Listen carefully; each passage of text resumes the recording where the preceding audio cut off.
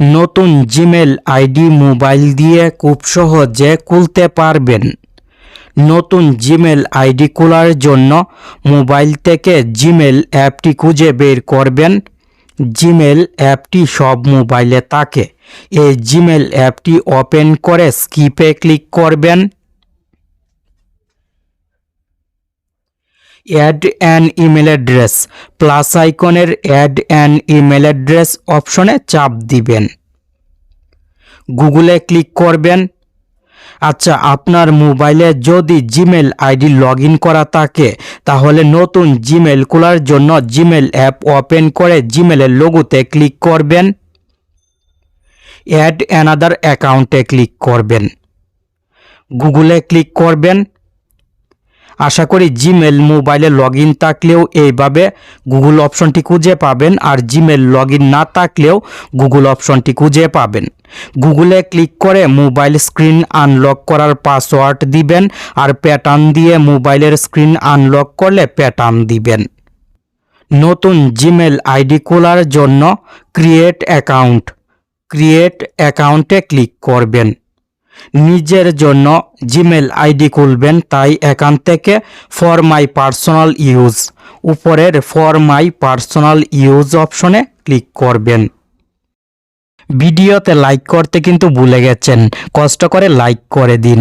First name উপরের first name বক্সে click করবেন।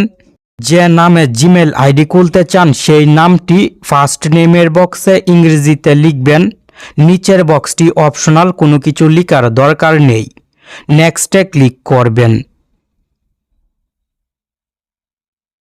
বেসিক ইনফরমেশন ডের বক্সে জন্ম তারিখ দিবেন। মান্থে মাস সিলেক্ট করবেন। ইয়ারে আপনার জন্ম সাল দিবেন। জেন্ডারে ক্লিক করে মেয়ে হলে ফিমেল আর ছেলে হলে মেল সিলেক্ট করবেন। এইভাবে বেসিক ইনফরমেশন দিবেন।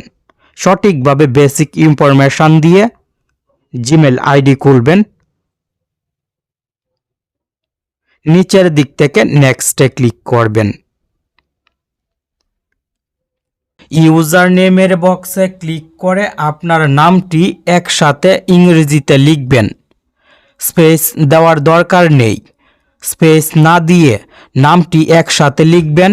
এই ইউজার নেমটি কিন্তু জিমেল, আপনি যে জিমেল খুলবেন সেই জিমেল কিন্তু এই ইউজার নেম হবে, তাই সঠিকভাবে ইউজার নেম দিয়ে নেক্সটে ক্লিক করবেন। That user name is taken, try another এই লেখা শো হলে ইউজার নেম পরিবর্তন করতে হবে, কারণ এই ইউজার নেম দিয়ে আগে জিমেল আইডি খোলা হয়েছে। নামের সাথে কয়েকটি সংখ্যা লিখবেন। স্পেস দেওয়ার দরকার নেই, আমি বারবার বলছি স্পেস দিলে কিন্তু হবে না। নামের সাথে কয়েকটি সংখ্যা একসাথে লিখে নেক্সটে ক্লিক করবেন। যখন পাসওয়ার্ড দেওয়ার অপশন আসবে তখন বুঝবেন আপনি যে ইউজার নেমটি দিয়েছেন সেই ইউজার নেমটি ইউনিক, আগে কেউ ব্যবহার করেনি।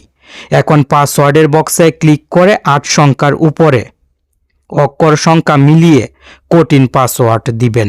কঠিন পাসওয়ার্ড দিলে আপনার জিমেল আইডি নিরাপদে থাকবে। শো পাসওয়ার্ডে ক্লিক করে পাসওয়ার্ডটি দেখে খাতায় লিখেও রাখতে পারেন।